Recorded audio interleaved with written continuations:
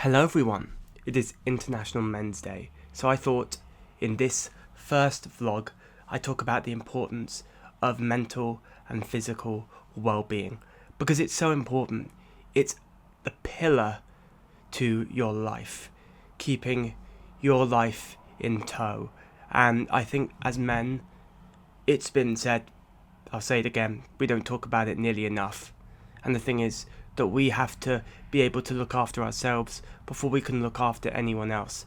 Because if you are a mess inside with your mental well-being, with your physical well-being, you are really going to struggle trying to look after someone else. And I am on a busy road, so if you hear sirens, horns, whatever it is, that's part of the ambiance. So for me, just a little bit of background.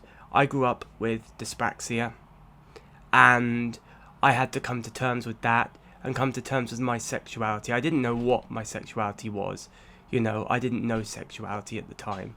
This was in primary school when, you get the cute crushes. I got cute crushes on boys as well as girls. I had no idea what that meant. And so I spent a lot of time trying to navigate that. I spent a lot of time also kind of figuring out what my dyspraxia was. I didn't know what it was. And I think when a lot of people were socializing, I was there going, what is this? How do I kind of define this? What does it mean for me, right? And that was tough. That was tough for me. But it really pushed me, right? And there were a lot of going out of my comfort zone moments which brought me to here. Brought me to where I am at the moment. I'm an assistant store leader for O2, right? And that was through the experiences that I had in life, through growth, through the ability to challenge myself, through the ability to take time for myself to better understand who I am as a person. And that really brought me here, right? And these are strange times. These are strange times right now. We've had COVID, for example. We have Trump going into the White House.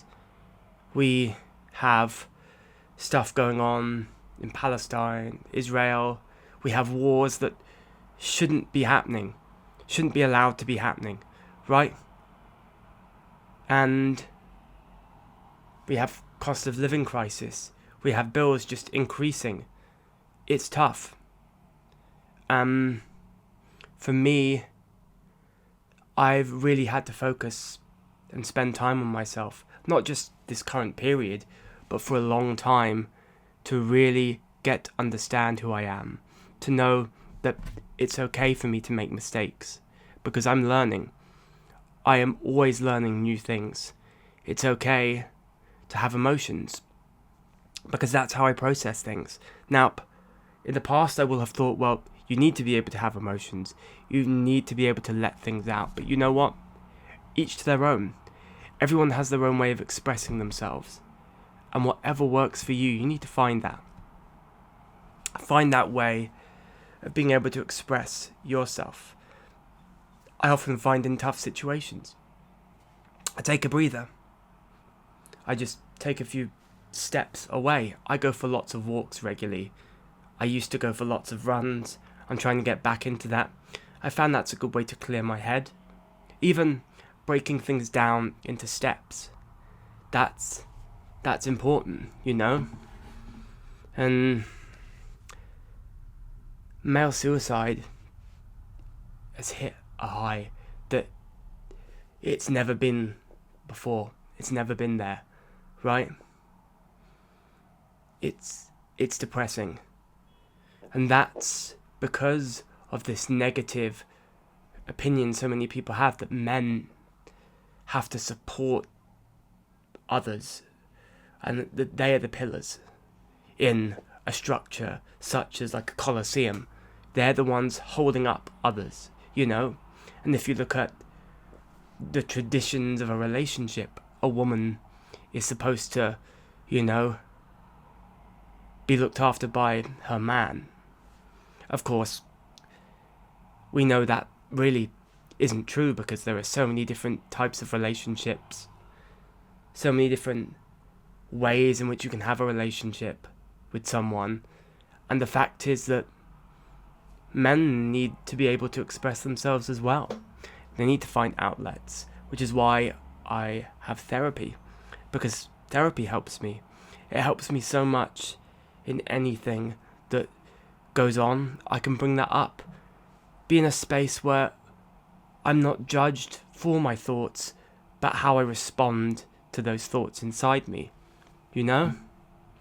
And that to me is so important, is to have that kind of space where you cannot be judged.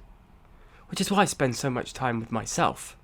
It may sound weird, but going for walks with myself, because who better to know me than myself?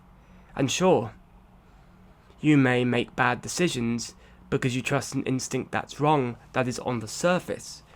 And for me, going for walks gives me a chance to peel back those layers, to get into the deeper how I really feel, what I really should do in a situation, right? And appreciate there are doors opening and closing. So I think it, to me, is that. It's very much being able to go and peel the layers back. But also therapy helps me because it gives a different perspective. I can say something, not feel judged, but then could have pushback. But in the sense that, did you not maybe think of it from this perspective? Because I know so many people that look in one way. That, for example, I know someone that's very over-enthusiastic, right? Only looks through one perspective. It's a friend of mine that I've known for quite some time. And it's kind of like sometimes you have to kind of remind them there's a different viewpoint, you know? And you need to sometimes just step out of the situation and see it as an on-stander, bystander, whatever the fuck that's supposed to say, right? And so that is important for me, is to have that, which is why I go for walks. I go and have therapy sessions because it helps me. And spending time on myself, like having baths, going for walks, the occasional, like I had a pizza earlier because I'm just like, I'm going to go gentle on myself, right? And it may be boring, it may be predictable sometimes, but sometimes that's what you need. You need to give yourself a hug, because, girl, you're not going to get a hug in many instances just going out and asking for it, you know? Sometimes you got to give yourself that hug, right? And I often find with my mental health, there are challenges, there are struggles with my dyspraxia, right? And for me it's, okay, finding a different route to where I need to go, right? I know that I had social anxiety and I hated being alone with someone. I was going somewhere new maybe that I had to interact with people, or it was someone that I knew fairly well, and it was just the awkwardness and the silence. And I think for me, you know, if you look at my dyspraxia, trying to achieve tasks, it was finding a different route and knowing sometimes you have to take a few steps back. But then with the social anxiety, it's challenging those thoughts, going, okay, here's the elephant in the room. I've got social anxiety, so you just got to understand that. And sometimes that's just kind of like there we are. That's diffused the situation, right? And this, I'm just going to take a drink because this is my favourite, by the way. I don't want my mouth to go dry. You know, this isn't 100% structured because this is just speaking from the heart. But, you know,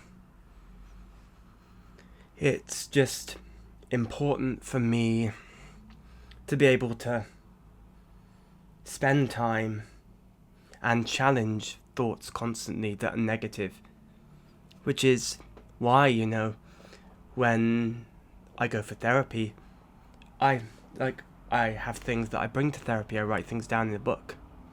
I don't do journaling because I'm dyspraxic. My handwriting is terrible and my arms cramp so badly. So I don't journal, but I do write things down to get people's opinions, especially my therapist, and I think that's kind of important, you know?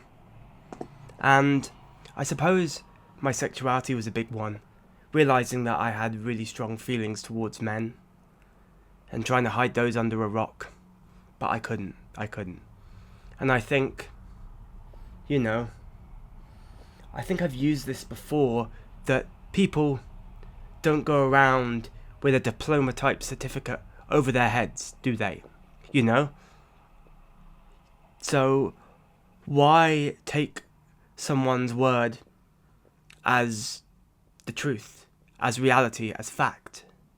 Why not take something someone has said and analyze it, right? Is there something morally wrong being transgender, for example? Is there something morally wrong being gay, being bisexual, pansexual, right? Is there something wrong using pronouns? What's morally wrong with that? If you're abusing someone that is underage, that's wrong. Obviously it is. That's a traumatizing thing. But if you're getting upset with someone in drag, why? Why are you getting upset with someone in drag? They're not coming for you. They're not forcing their opinions upon you. And if you see someone that is, well, that's wrong. That's wrong to force someone's opinion. But if they're just fighting for mere existence, if myself, as a gay/bi, more interested in men, oh, whatever. Sorry, I don't know. Society makes you kind of put a label on it. Like if someone's forcing you, that's not right. I'm just looking for existence. I'm not kind of looking for validation. I just want people to say you can be who you are. That's it. You can have rights just like everyone else. And that, to me, is so important. And I think for, you know, men and mental health, just to be able to find that space where you're not judged. And as men, we need to also look at what we do, how we behave, how we react, and see if there's anything we're doing subconsciously that is causing problems that could be subconsciously offending someone. We didn't mean to do it, but someone expressing themselves in a feminine way.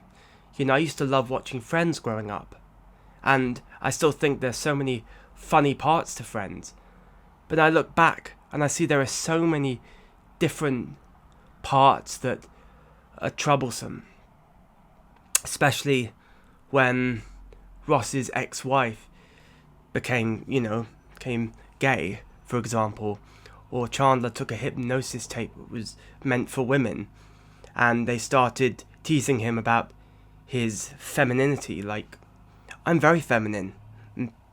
I don't care if you don't like the fact that I'm feminine.